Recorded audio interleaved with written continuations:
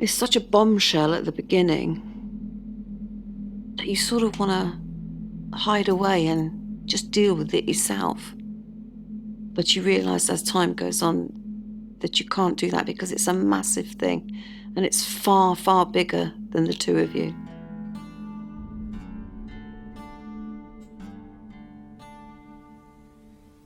I've been married to my wife, Di, for just over 40 years. I met Al, my husband, 1980, down our local pub. I liked him because he was outrageous, full of fun, didn't really care what anybody else thought.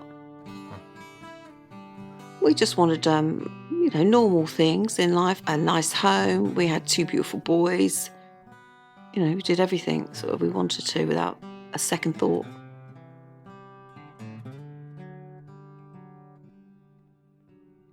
It's devastating getting that diagnosis. It was devastating for both of us. You're sort of very bewildered. You don't know what you've been told, really. You go to see the MS nurse and you're given lots of paperwork, books and things, but you really just want somebody to talk to you because the diagnosis is going to change your life and you don't know how. Unfortunately, Al progressed very quickly. The type of MS I have is secondary progressive. Every time he loses a part of himself, it's gone. Can't get it back. He went from walking with a stick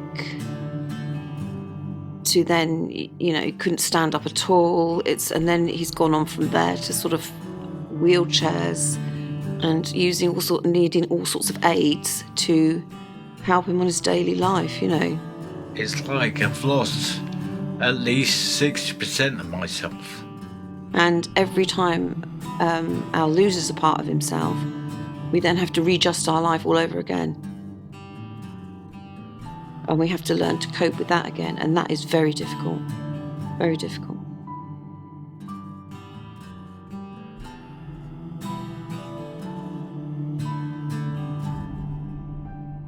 When I met Al, he was mad about his motorbike. It's just part of who he is, and he loved riding them, building them, everything about them. So that has been hard, watching him having things taken away from him. The last time I rode my bike was about 4 years ago. My bike meant everything. I miss it every day.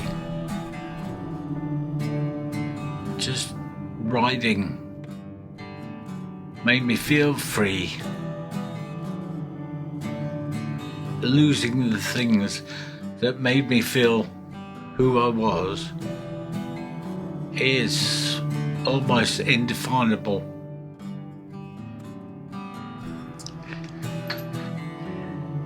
It's like going through a grieving process for him and for me. I know how much these things mean to him.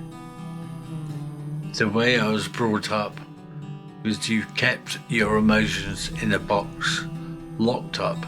I've got an inside phase and an outside phase. The outside one you tend to say, yeah, I'm all right. And the inside one is when I'm with my wife and we can both grieve. You both get lost in your own little side of it sometimes. It's lonely, and you're both lonely in your own little worlds because you've both got to learn to deal with this in a very different way. I had somebody to lean on, rely on, somebody who could look after me, but I do everything really now, and that's not Al's fault, but I do everything, and that can be exhausting. I feel guilty all the time that I'm impeding my wife from enjoying life.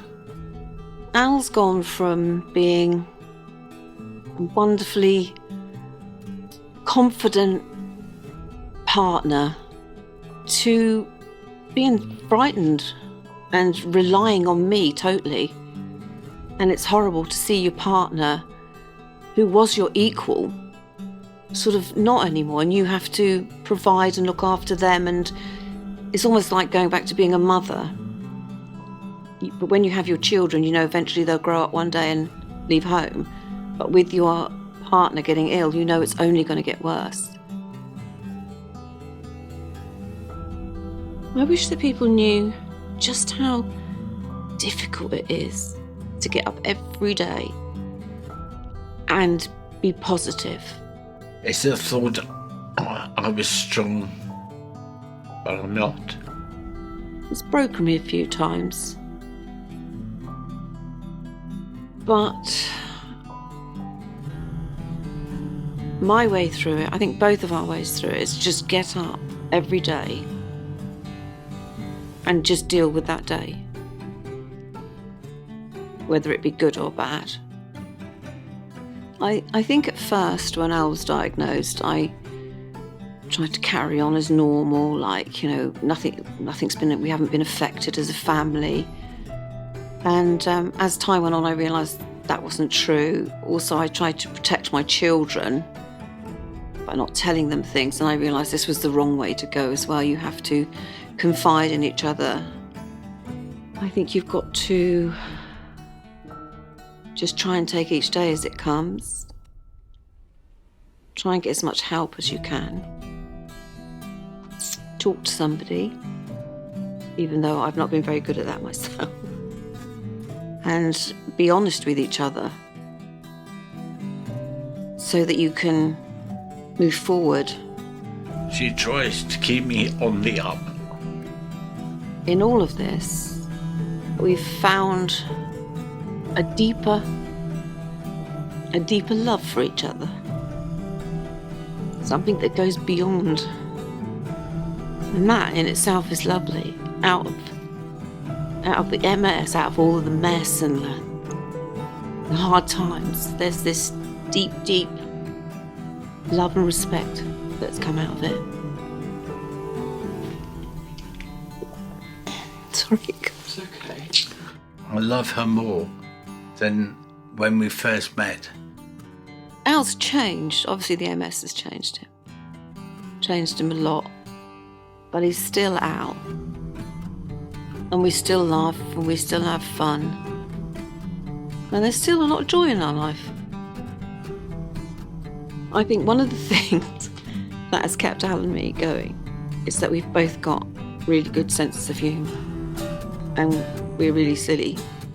On a bad day, humour's the only thing that keeps you going. And I think it's got us through a lot of hard times. Yeah, we make each other laugh.